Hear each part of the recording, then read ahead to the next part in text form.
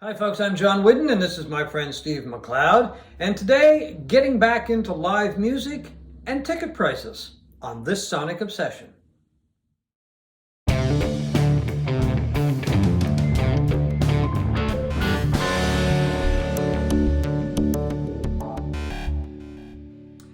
Hi folks, it is a day, I guess a time that a lot of us have been waiting for. Live music is coming back, making a comeback, I guess. Yeah. We'll see for how long, I guess. I don't think that's being a pessimist. I think it's being a realist. I'm extremely happy to see it make a comeback, and I hope it's here to stay. But as I said, who knows? What do you think? Oh, I think it will. I mean, it's been going on for a while in the States versus here. Yeah. Here in Canada, we've been a little more conservative with our COVID mandates and things like that, and so this will be. I've got tickets to see a couple of shows in New York in September, and it'll be my first concert, I guess, probably in. That's 22. What was the last concert? It'll be it's 3 years since I've seen a show. Well, I suppose it's getting into 3 years. It was 2019. Yeah, it was 2019 for me too. And it was September, so It'll be same here. It'll be 3 years by the time I see. I've got tickets to see. My wife and I have tickets to see Roxy Music at Madison Square Garden in Lucky September. you. Yeah, and also the reunion of Porcupine Tree at Radio City. Once again, lucky you. Yeah, so really looking forward, but there is some trepidation, and honestly, there's a massive sticker shock. You know, when you see the prices. Oh, the ticket prices are crazy. The ticket prices have been going up for years, but I would suspect we're going to find that it's gone up even more in 2022 when they do the final tallies, and in part, I would guess, because musicians they lost a lot of revenues. Oh, sure they did. I mean, there was very little tour. Well, there was a period of at least a year where there would be no touring in both countries. And with the drop in, these days, with the drop in selling CDs, and, well, I shouldn't say vinyl's dropping. It's not really dropping. Vinyl's going up. But, I mean, I don't think they sell like they used to, artists, I mean. No. So, touring has really become, from everything I've ever read, it's become the money earner. Even more important than before. Exactly. You know, it used to be a sort of almost an advertisement for people going out and buying physical media. Yeah. Well, you could tell when a band was going on tour, they would normally have an album to promote. Yeah. Now, they just keep going and going and going. Yeah, because there's much less in the way of sales for physical media, so touring becomes incredibly important to them, and obviously the price of it, because of that, is going way up. Well, the other thing is that years ago, I know going to shows, and if artists had albums or CDs or even cassettes for sale at the concert, it was kind of frowned upon, right? Because the record company was in charge of selling all of the material. Now, it's every show you go to. Our artists are selling material. Yeah, they have merch people who sit there and they're selling T-shirts and posters and records and CDs, and because it is so much more important than it really used to be. Yeah, so we're talking about live music making a comeback. Unfortunately, tonight I was supposed to go see Bahamas, whose newest album we talked about a few weeks ago. I was really looking forward to it. Not just because it would be a return to live music, but I'm really interested in his music. I really like the guy, and he lives in Halifax, so that's another reason. But anyway, it was just a night out, going to the Rebecca Cohn here in Halifax, a great theater. A nice soft seater, about 1,000 people, and he's here doing back-to-back shows. Yeah, he's doing 3 shows. Well, he was going to do 3 shows. Anyway, I get an email yesterday afternoon at about 3 o'clock, I guess it was, saying the show's canceled. Postponed, I should say. I'm like, oh, really? And anyway, I wasn't sure if it was some kind of somebody trying to pull a hoax or whatever, because it had been canceled before. In fact, I think this was the 3rd time that it had been scheduled. It was scheduled and rescheduled and then rescheduled again. But anyway, I found out that no, all the 3 shows that he was supposed to start last night, and then again tomorrow night, they've all been postponed because of COVID, because of illness. Yeah, somebody in the band, possibly even, I read online that it was Bahamas himself. Yeah. But whomever it was, too sick to perform. Yeah, so that's the other thing. You buy tickets for events, and then the events get canceled, and that's happened. Next week, I'm going to see James Taylor and Jackson Browne, but that had been canceled or postponed twice, I believe. It was scheduled for 2020. It was supposed to be James Taylor, Bonnie Raitt. Then it was rescheduled and then canceled again or postponed. And now it's next week. Bonnie Raitt left the ticket or the bill because she has prior commitments or whatever. So Jackson Browne is playing with James Taylor, opening up, I guess, which is fine by me. I'd much prefer to see Jackson Browne than Bonnie Raitt because I'm really not a Bonnie Raitt fan. Nothing personal, Bonnie, but I really like Jackson Browne. So we'll see. I mean, I'm going to go. I'm planning to go. You are going to be so excited, John. I don't want to see you there taking your shirt off and swinging it over your head and stuff like that. James Taylor show. I'd be really at a place with Mary will be like up that. on your shoulders, sitting But there. yeah, exactly. So anyway, I'm looking forward to it because he was here a few years ago. Great show. Yeah. Jackson Browne always puts on a great show. I hope he has a band. I'm not sure. I think he has a band because he's 10 times better with a band than he is. Yeah, when we saw him a few years back, it was just him playing acoustic guitar, which was enjoyable. It was enjoyable, but yeah, you want the whole. Oh yeah, I mean I've seen him. You want to see David Lindley if David Lindley even still plays with Jackson Browne. I don't think he plays with them. I saw Jackson Browne a few years ago with a full band, and it was a really, really good show. Really, Russ Kunkel on drums. I'm not sure who's drumming with him. But anyway, I'm looking forward to it. So there we are, back to live music. And we were talking about ticket prices, so let's just kind of go back to where we started. Let's go back. I'll segue into that. Yeah, at the very beginning. Do you remember what you paid? What was your first show? A reasonably major show. And what were the ticket prices?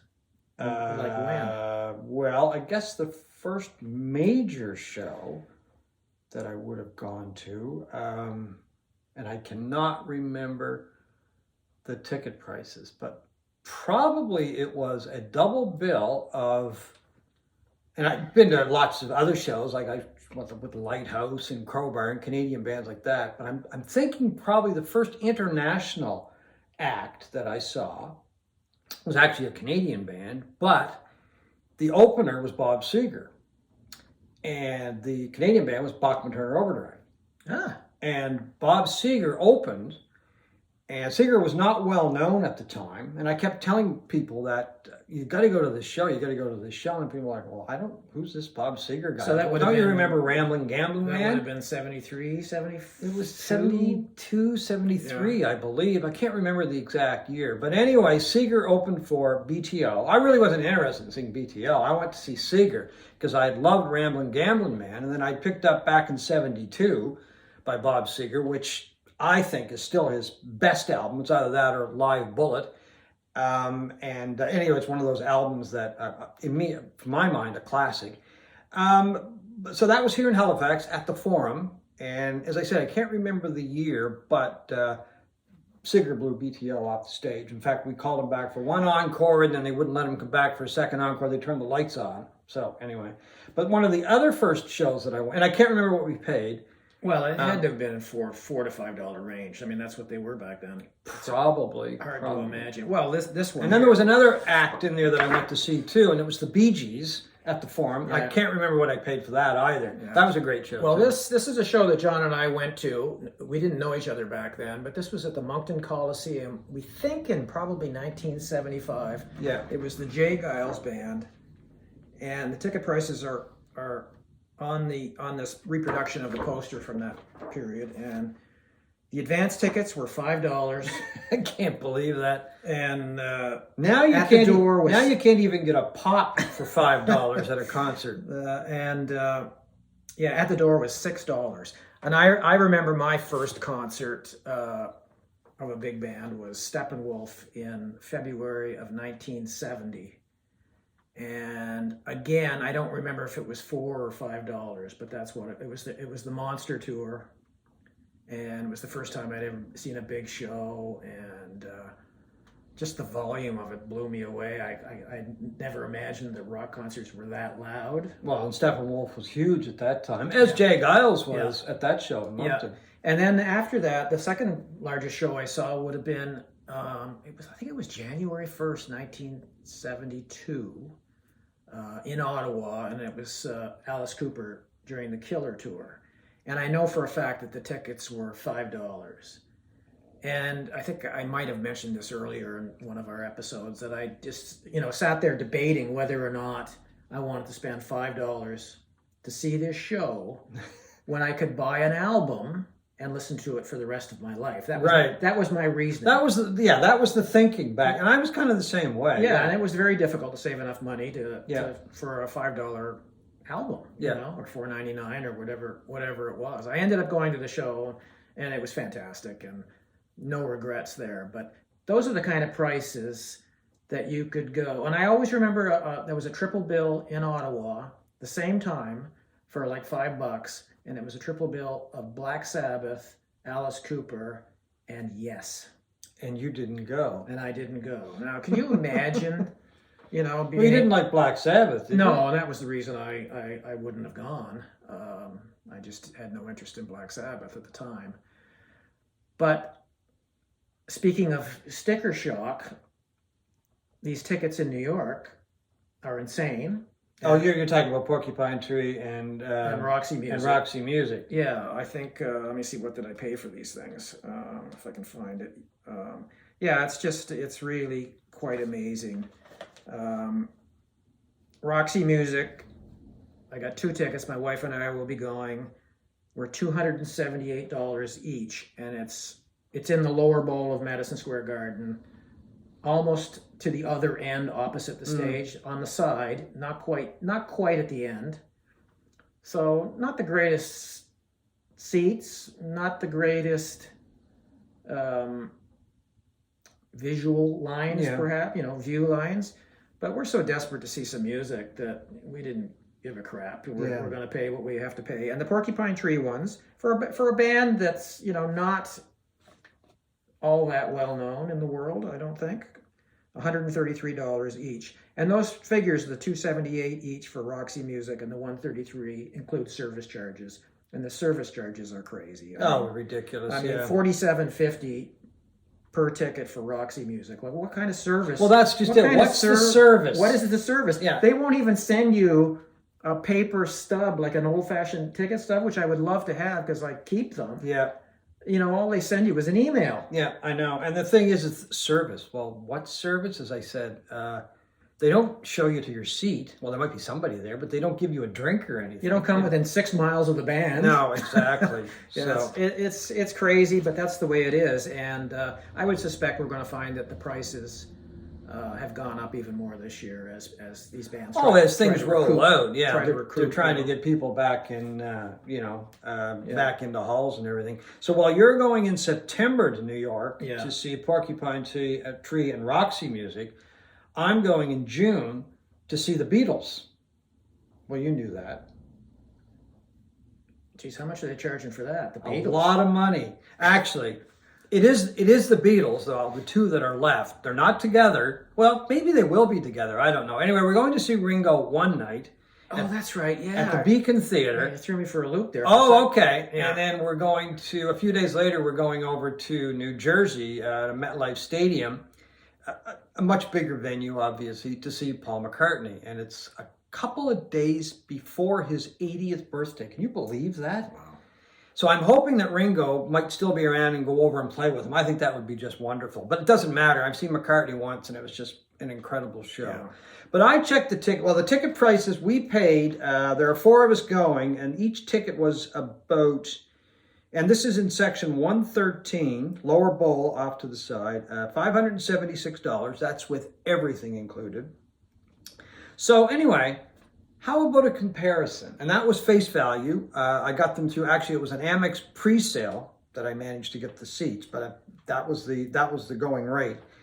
Because as far as I know, there was no discount. So anyway, I checked yesterday and today just to see what those tickets are reselling for. On Stub Hub, the closest seat I could get to where we are in row 10 was in row 5, and it's $1,413, everything in. And then there was a seat or two available in row 18, $938. So almost double in both cases, right? How do they get away with this? I mean, I don't know about I don't know. Well, anyway, one more thing. Oh, sorry. Vivid Seats. I didn't want to just narrow it down to Stub Hub. Yeah. I said almost double. It doesn't quite double, obviously, but my math is not great. Vivid Seats, I could get row 9, $1,450, everything in. There were other seats that were a little bit cheaper in different rows, but row 9 was the closest I could get to row 10. So that's just incredible. I mean, the markup, and they say the service fee. And there was another line, fulfillment fee. And in one case it was $250, in another case it was $5. Fulfillment fee, is that like a happy ending? I have no idea What the heck is what that? that means. I have no idea. And I can't remember if that was Vivid Seats or Stub Hub. But anyway, I looked at it and went, oh, this is just, it's a fancy term for charging you a couple extra bucks. It's crazy because, you know, in the older days, and it wasn't that long ago, if you were standing out in front of an arena trying to sell tickets, you could get arrested. It was called scalping. Yeah, right. And it's against the law. Now it's legal. But now these companies do it legally. Yeah. And they're way worse than some kid trying to get rid of 2 tickets at the last minute outside a theater. I mean, the prices are ridiculous. Which brings us to why is that? I mean, John Oliver had a pretty good show recently about the ticket prices and all of that, and it started with him with anchors, you know, these TV talking heads talking about tickets going on sale for Bieber's latest show at Madison Square Garden and how they sold out in 30 seconds. And he loves showing these anchors from all over repeating.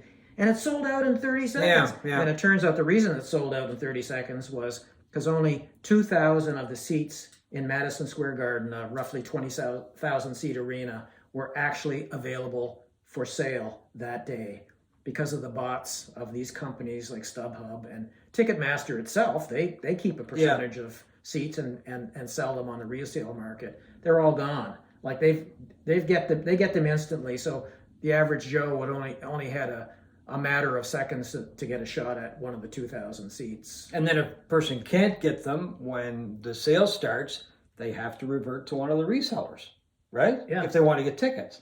So, and then you have to pay these exorbitant prices. Yeah, it's crazy. It shouldn't be allowed. Why they have allowed companies to do this legally is beyond me. When some schlub trying to get rid of a couple of extra tickets can be ticketed, fined, you know, if the cops choose to do that. In the old days, it was against the law here. Certainly it was here in this province. Yeah, sometimes you can end up getting a deal on a reseller. Yeah. A few years ago, I was in New York, and there was a show at the Bowery Ballroom, and it was called Neil Fest. And it was a group of artists were coming together to play one night, and I guess they played a couple nights, but they were raising money for, it was some kind of retirement fund, I believe, for retired musicians or something like that, or to cover medical costs.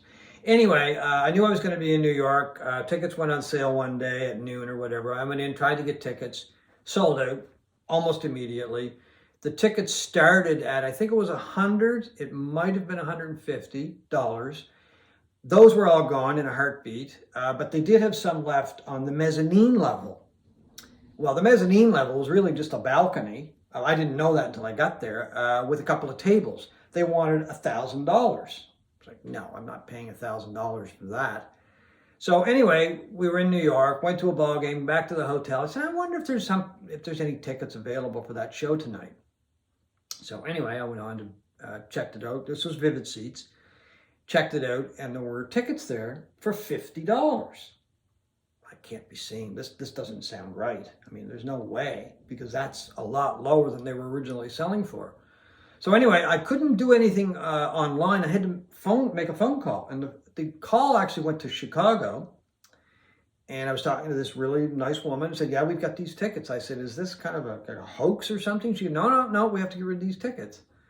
So I got 2 tickets, and my wife and I went to the show. As I said, it was at the Bowery Ballroom. It was just incredible. Some of the acts that played were Norah Jones, Ryan Adams. They did a duet, which was incredible. Butch Walker, who's done a lot of production work, including, well, he's a great solo artist, but he's done some production work, including Taylor Swift. Brian Fallon was there from Gaslight Anthem. The band wasn't there. Patrick Carney from Black Eyed Peas. Or not Black Eyed Peas. Black Keys. Black Keys. There you go. Big difference. Huge difference. Who else was there? Sharon Van Etten was there. Yeah. Trying to think. But I think the highlight for me, other than probably Norah Jones, was Charles Bradley, who has since passed away. He did a cover version of Heart of Gold. The place just stopped. I mean, it was just incredible. So soulful. And, he wasn't shouting or anything. It was just easily the best rendition of that song I have ever heard. And anyway, it was just an incredible evening with all of those acts and many more. I can't list them all. Definitely worth $50. Was it worth $1,000? I don't think it was worth $1,000, but definitely worth $50. So that's a case of where you can actually get a deal, Yeah, if you just keep your eyes open until the last minute. Yeah, and that's what it was. It was last minute. Yeah, well, that's good. That's good. Makes up for maybe some of the other stuff that's going on. One last thing before we go. These concerts will be our first in 3 years, like we said. In your case, it'll be a little earlier than 3 years, I guess, for the McCartney one. Yeah. And the Ringo Starr one. Are you ready to go back into a crowd of that size, COVID-wise? I mean, will you mask up? I mean, Canadians were a little more conservative that way. I'm probably going to wear a mask. Yeah, I have no problem. Like, as I said, we were planning to go to Bahamas tonight, and I think we would have worn a mask throughout the show. Are you a little nervous about it? I'm a little nervous, yeah, but, I mean, how long do you stay out of the mix, right? We're safe. We wash our hands a lot. We wear a mask in a crowd of people. I think the venues are safe. They're handling it well. I haven't heard of any major outbreaks at any concerts yet, fortunately. So yeah, I'm ready. If there's another huge outbreak, I'll just have to reevaluate it. But you got to get, as I said, you got to get back in the mix sometime. Back on the horse. Yeah, exactly. Okay. So anyway, we'll let you know how things work out. We've got a couple months. It's not till June for me anyway.